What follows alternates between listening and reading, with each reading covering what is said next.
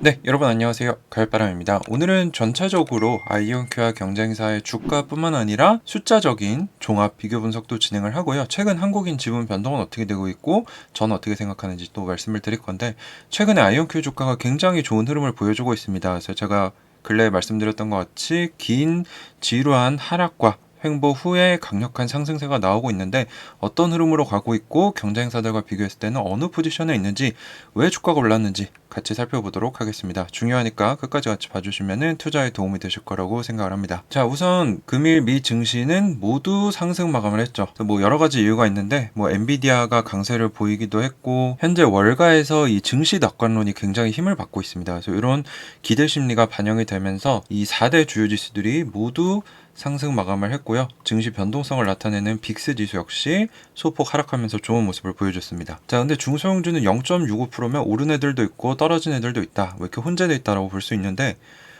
양자 컴퓨팅 관련주 같은 경우는 이제 IBM을 제외하고는 모두 중소형주들인데, 지금 보시면 대부분 상승을 했고 ARQQ나 자파타 같은 경우 하락을 했는데, 자파타는 제가 근래에 공유드렸던 것 같이 폐업 공시를 내면서 이제 사실상 상장 폐지를 향해 가고 있기 때문에 이 낮은 가격에도 사람들이 주식을 던지고 있어서 마이너스 70%를 기록을 했고요. 아이온큐 같은 경우는 장 시작하자마자 주가가 굉장히 많이 떨어져서 음전을 했다가 시간이 지날수록 천천히 올라와서 결국엔 플러스 1.7% 정도를 기록하면서 10불 후반대까지 올라왔습니다. 그리고 1일 거래량은 1080만 주로 제가 봤던 이제 3개월 평균 거래량인 600만 주를 훨씬 더 상회하는 좋은 모습을 보여줬죠. 자, 최근 아이온큐 주가 거래량 변화를 보면은 2024년 3월 8일에 마지막으로 10불이었는데 10불 탈환을 1년 6개월 만에 했습니다. 굉장히 오랫동안 주가가 하락하고 횡보하다가 최근에 공군연구소와의 계약부터 시작해서 뭐 여러 가지 좋은 평가들이 나오면서 이제 거래량이 터지면서 주가가 올라가는 굉장히 좋은 모습을 보여주고 있고요. 대규모 계약 이후에 이제 갭을 메우면서 하락하기도 했지만, 이제 이날 이 다시 갭을 메웠다가 올라간 날이 중요한데, 그날 피터 제프맨 CEO가 포브스와의 인터뷰에서 우리의 양자 컴퓨터 칩은 AI 수요를 앞으로 가져갈 것이고 지금 GPU는 우리를 따라올 수 없다. 우리가 앞으로 6에서 9개월 안에 차세대 이 양자 AI 하이브리드 칩을 낼 거고, 양자 컴퓨터 제조 역량을 2년 동안 대규모로 증폭하겠다라고 하면서, 사실 그 인터뷰가 이 주가 변곡점이 된 거죠. 그래서 많은 분들이 이걸 모르고 계시는데, 그게 이제 상승 흐름을 타게 하면서 지금 굉장히, 사실 한국은 원래부터 뜨거웠고 지금 서양 쪽으로도 아이온큐에 대한 관심도가 굉장히 올라가고 있는 추세입니다. 그래서 좋은 흐름이 나오고 있다는 거죠. 자, 그래서 실제로 이 상장가 10불 대비 현재 주가 퍼포먼스 비교를 해보면 여전히 다른 양자 관련주들은 마이너스 90에서 마이너스 99까지 나왔고요. 아이온큐는 상장가 대비 현재 거의 10% 상승하면서 홀로 살아남고 있는 모습을 보여주고 있습니다. 자, 그리고 이제 한국인 지분 관련돼서 제가 말씀을 드리고 싶은데, 많은 분들이 이거 궁금해 하셔서 이제 저희 장기 투자 단톡방에서도 많이 물어보세요. 그래서 9월 27일에 이제 공군연구소와 700억 규모의 큰 계약이 나오면서 주가가 20% 가까이 상승을 하면서, 이때 한국인들은 어떻게 했는가? 오히려 팔았습니다. 지금 트렌드를 보시면 주가가 빠지는 날은 올라가고 주가가 올라가는 날은 한국인들은 대체로 팔았어요. 지금 거꾸로 하고 있는 거는 잘하고 있는 것 같은데, 물론 이거는 다시 말하면 단타 물량이 많다라는 말로 해석할 수도 있겠죠. 그래서 한국인 지분은 현재 10월 7일에 42.28%를 기록하면서 최고 수치를 경신을 했고, 현재도 42%를 유지하면서 굉장히 높은 비중을 차지하고 있고요. 한국인이 이제 1일 거래량에서 차지하는 비중은 제가 과거 한 3년 동안 봤을 때는 한 10%에서 15% 정도가 정상 수치인데, 최근에 이 변동성이 커지고 주가가 많이 올라오면서 뭐 20%까지도 올라갔습니다. 그래서 지금 한국인 단타 물량이 굉장히 많다는 거 우리가 알 수 있고, 한국인 비중도 실제로 굉장히 높습니다. 그래서 제가 항상 말씀드리지만 아이온큐는 한국인 관심도가 높고 한국인 지분이 크기 때문에 투자에 유의가 필요한 종목입니다. 요거는 이제 우리가 팩트라고 생각하고 가야 되는데, 궁극적으로 주가가 올라가면은 이날 20% 올랐을 때 마이너스 154만 주 하루 동안 던졌던 것 같이 주가가 20불, 30불, 40불 되면서 한국인 비중은 차차 줄어들 거라고 생각을 합니다. 여러분들도 아시겠지만 한국 투자자들은 굉장히 트렌드에 민감하고 변동성에서 움직임도 굉장히 민첩하기 때문에 주가가 올라가면 아마 버틸 수 있는 사람은 많지 않을 거라고 생각이 되기 때문에, 자연스럽게 이제 기관들 수량이 올라가고 서양인들 관심도가 올라가면서 이 비중은 주가가 올라가면서 한국인 지분은 떨어질 거다라고 저는 보고 있고요. 뭐 이에 대해서도 제가 아이온큐한테 물어보거나 서양인 투자자한테 물어봤지만 있지만 딱히 문제로 생각하는 사람은 저는 만나지 못했습니다. 오히려 한국인들은 나쁘게 보는데 이제 외국인들은 한국인들은 원래 이런 IT나 트렌드에 민감하기 때문에 오히려 한국인들이 많이 가지고 있다는 거는 우리한테 관심을 유발한다, 이런 얘기를 서양인 투자자 중에 이제 데스몬드라는 굉장히 영향력 있고 오랫동안 아이온큐 보셨던 이제 투자 선배님도 그런 얘기를 하셨던 기억이 나기 때문에 이걸 어떻게 받아들이실지는 여러분들이 스스로 판단하시면 좋겠고요. 실제로 제가 처음 보는 트위터 유저들이 요즘 아이온큐에 대해 많은 글을 올리고 있어요. 뭐 트라이트리 이런 사람도 팔로워가 1000명이 넘는 사람이고, 이 스톤 베리움이라는 사람 역시 최근 굉장히 아이온큐에 대한 글을 많이 올리고 있는데, 제가 이 사람 글을 봤을 때 이 사람은 금융권 사람입니다. 그래서 지금 서양 사람들뿐만 아니라 이제 월가 출신 또는 월가 있는 사람들도 조금씩 아이온큐에 관심을 많이 갖고 있는 추세를 제가 확인을 하고 있어요, 실제로.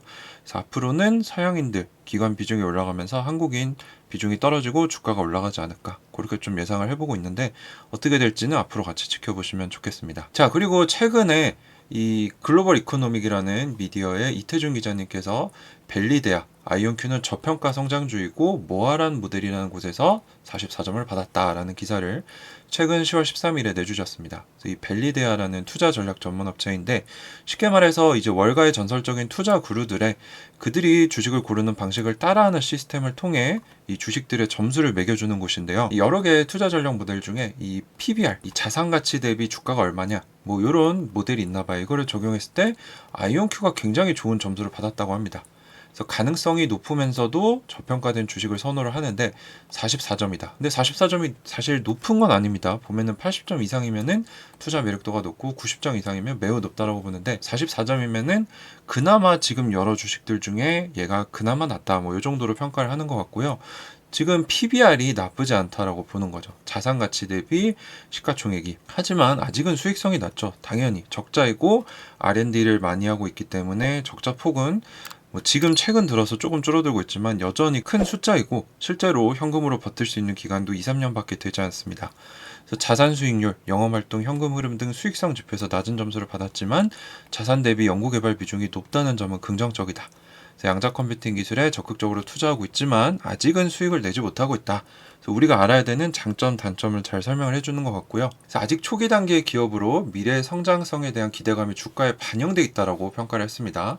그래서 여러분들 지금 아이온큐 주가가 뭐 초장기적으로 봤을 때는 낮다라고 할 수 있겠지만 단기적으로 봤을 때는 과열돼 있다라고 볼 수 있습니다.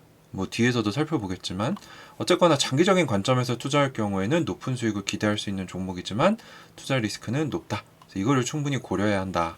그래서 현재 최근 기준 종가로 10.84불로 단기적 저점인 8월 5일에 저가였던 6.22불 대비는 70% 이상 반등한 상태입니다. 자, 그래서 제가 다른 경쟁사들과 한번 비교 분석을 해봤어요. 그래서 아이온큐, D-Wave, 리게티, 그리고 이 퀀텀 컴퓨팅 잉크라는 굉장히 작은 양자 기업이 있고, 알키 퀀텀 양자 통신 기업, 자파타 컴퓨팅, 최근 폐업 공시를 밟은 양자 소프트웨어 AI 그룹이고요. 양자 소프트웨어 기업이고, 그리고 IBM, 여기는 이제 양자 사업을 하는 대기업이죠. 그래서 마켓캡, 시총을 비교해보면 아이온큐가 지금 IBM을 제외하고는 압도적으로 큽니다. 그리고 엔터프라이즈 밸류, 이 회사를 샀을 때 실제로 나한테 오는 가치가 얼마냐, 이것도 제일 크고 인력도 제일 많죠. 324명. 이제 D-Wave가 200명, 리게티가 134명, 이렇게. 그리고 현재 커버하고 있는 이 제가 시킹알파에서 가져온 데이터인데, 시킹알파 애널리스트가 몇 명이 다루고 있고 월스트리트 애널리스트가 몇 명 다루고 있냐, 합치면 9명, 8명, 이렇게 지금 이 뒤에 주식들은 뭐 거의 관심이 없다는 거죠. 그래서 아이온큐랑 D-Wave 정도만 좀 관심이 있는 편이고, 뭐 IBM은 대기업이니까 관심이 있을 거고, 레이팅을 보면은 퀀트는 이제 숫자만 보는 겁니다. 그리고 시킹 알파에서 본 거, 월스트리트가 본 거, 중립, 매수.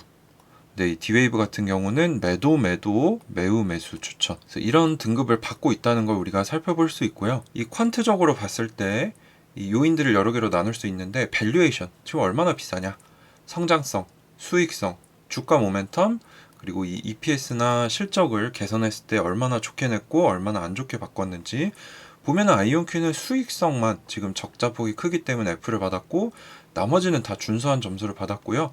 보시면 다른 기업들은 이 혼재되어 있는 걸 볼 수 있습니다. 그 IBM 같은 경우는 이제 수익성은 좋고 모멘텀도 좋지만 성장성이 굉장히 둔화되어 있는, 어떻게 보면은 이제 성장이 지체되고 있는 배당주 형태이기 때문에 이제 뭐 양자 컴퓨터에 방어적으로 투자하고 싶다. 그러면 IBM에 분산 투자를 할 수 있는 거고, 나는 양자 컴퓨터에 적극적으로 투자하겠다. 그러면 아이온큐를 고를 수 있겠죠. 이렇게 좀 볼 수 있다는 거.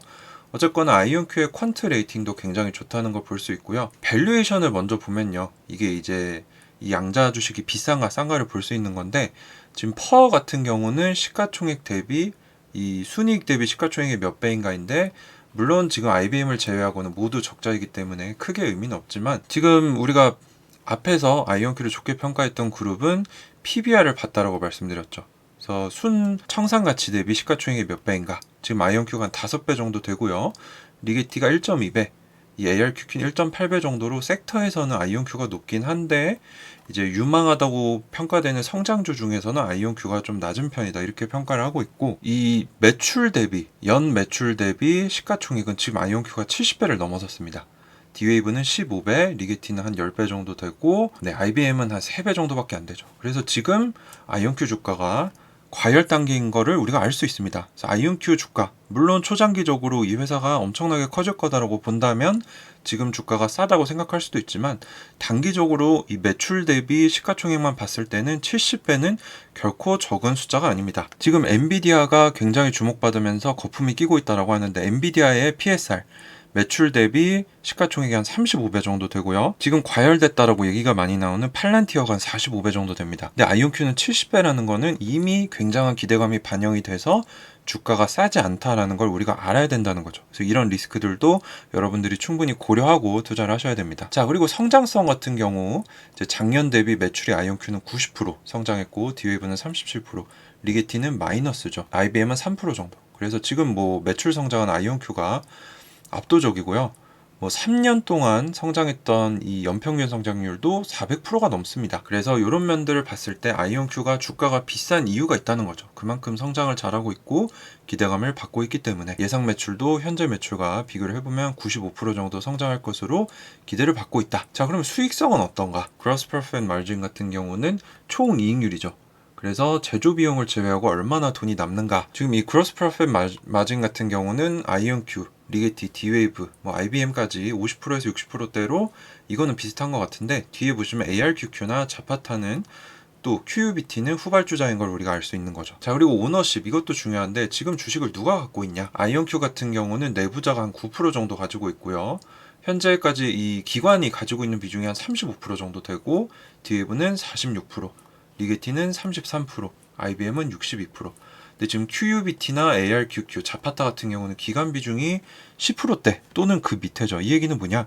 기관들도 위험하다고 생각해서 투자하고 있지 않다는 거기 때문에 지금 이 세 개 그룹, 아이온큐, 리게티, D-Wave 정도가 기관들이 어느 정도 관심을 가지고 있다라고 평가를 할 수 있는 겁니다. 자, 그리고 퍼포먼스, 이건 이제 주가가 어떤 성적을 보여줬는가인데, 지금 보시면 한 달, 세 달, 6달 기준으로 봤을 때 아이온큐가 50%, 35%, 30%인데 D-Wave나 리게티는 굉장히 부진한 걸 우리가 확인할 수 있죠. 근데 IBM은 굉장히 좋습니다. IBM 같은 경우는 최근에 AI 주식으로 묶이면서 AI 관련된 컨설팅이나 소프트웨어, 서버 이쪽 매출이 커지면서 좋은 흐름을 타고 있어요. 그래서 IBM과 아이온큐가 좀 좋은 모습을 보여주고 있고, ARQQ나 자파타는 뭐 참담하죠. 자, 그리고 리스크, 이 기업의 리스크를 숫자로 나타내면 어떤가? 현재 공매도 비율을 보면은 아이온큐가 18.5%까지 굉장히 많이 떨어졌고요. 실제로 주가가 올라가면서 많이 청산을 당한 거죠. D-Wave가 10%, 리게티가 한 15%. 그 외의 후발주자들은 굉장히 낮습니다. 관심도가 낮다는 거고, IBM은 실제로 이미 견고한 기업이기 때문에 공매도 비율이 굉장히 낮죠. 그리고 이 베타는 뭐냐? 이 시장 평균 변동성에 비교해서 얼마나 벗어나서 변동성이 큰가를 보는 건데, 2년 기준, 5년 기준입니다. 근데 지금 아이온큐가 3.4, 2.5 영어로 이 경쟁사들에 비해서 굉장히 높죠. 그만큼 변동성이 크다는 겁니다. 변동성이 크다는 거는 물론 우리가 투자했어서 힘들 수 있지만 그 변동성을 활용해서 수익을 낼 수도 있다는 얘기고요.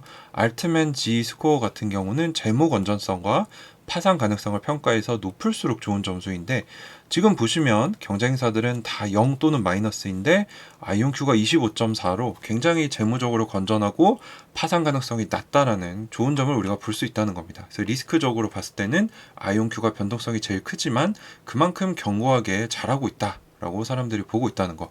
그리고 공매도율도 뭐 과거 40% 50% 이때보다 굉장히 많이 낮아졌다는 겁니다. 그래서 지금 아이온큐 기업 펀더멘탈적으로 주가적으로도 큰 흐름의 변화가 오고 있다는 거를 저는 이제 느끼고 있었지만 여러분들이 이런 자료들을 통해 느끼셔야 된다는 거죠. 자, 그리고 이 손익계산서도 보면은 지난 1년 기준인데 아이온큐 매출은 3,100만, D웨이브는 1,000만, 리게티는 1,200만. 뭐 D는 말할 것도 없고요. 그리고 IBM은 뭐 워낙에 크죠. 그래서 지금 매출적으로 아이온큐가 압도적으로 크고, 대신 이제 순 적자를 보시면 아이온큐가 제일 크죠. 지금 1억 6,400만 달러로 D웨이브나 리게티에 비해서는 2배 이상, 거의 3배 가까운 적자를 내고 있기 때문에 관건은 그겁니다. 아이온큐가 매출도 급증하면서 잘하고 있다는 평가를 받고 있는데 이 회사가 지금 적자를 많이 내고 있고 2, 3년 안에 현금이 고갈되는데 그 2, 3년 안에 과연 흑자 전환을 하고 매출을 수익성 있게 돌려서 살아남을 것인가, 이게 가장 큰 리스크이자 우리가 모니터링 해야 되는 핵심이라는 걸 항상 말씀을 드린다는 거죠. 요거는 상식선에서 반드시 아셔야 되는 거고, 자, 재무 건전성을 볼 수 있는 재무제표를 보면요, 현재 현금성 자산 아이온큐가 3억 7천만 불로 3억 7천만 불로 D웨이브의 4천만, 리게티의 1억 불 비해서 훨씬 큽니다. 실제로 이 두 기업은 이미 대출이나 유상증자 받으면서 주가 이석이 많이 됐죠. 근데 아이온큐는 아직 유상증자를 받은 적이 없습니다.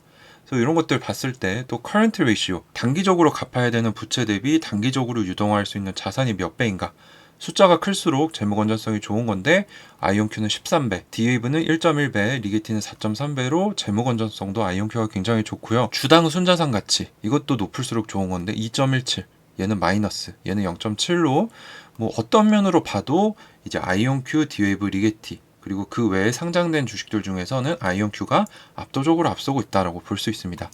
또 이 장기적인 부채 대비 총 자본, 이것도 했을 때 3%밖에 나오지 않는다는 거죠. D웨이브는 75%로 좀 위험해 보이고요. 그래서 이런 것들 우리가 알아둬야 됩니다. 자, 그래서 제 의견을 정리를 해보면 아이온큐 주가가 9월 말 대규모 700억짜리 미 공군 연구소와의 양자 네트워킹 계약 이후에 현재 10월 중순까지 큰 거래량을 동반하면서 견고하고 강력한 흐름을 보여주고 있습니다. 이는 양자 곡석 가리기에서 아이온큐가 선두를 차지하고 있다는 증거로 볼 수 있고요. 하지만 이 큰 변동성에 한국인 단타 물량이 커진 것으로 보이고, 한국인 지분은 여전히 40%를 상회해서 높은 수준이지만 이제 트위터, X에서 서양인 투자자들의 관심이 상승하고 있기 때문에 뭐 주가가 상승하면 자연스럽게 한국인들이 이렇게 오래 소위 말해서 존버하는 부분은 약하잖아요. 그래서 한국인 지분은 주가가 상승하면서 장기적으로 떨어지지 않을까, 그렇게 보고 있고, 지금 제도권 금융기관들이 아이온큐에 관심을 가지기 시작하고 있습니다. 그래서 연간 1억 불 수주, 64EQ로 양자 상업적 우위 실현, 흑자 전환 시점이 2, 3년 안에 다가오게 된다면 아이온큐에 대한 평가나 주가는 많이 바뀔 거라고 생각을 합니다. 특히 제가 유튜브 최근 구독자 수가 굉장히 많이 늘어나고 있고요.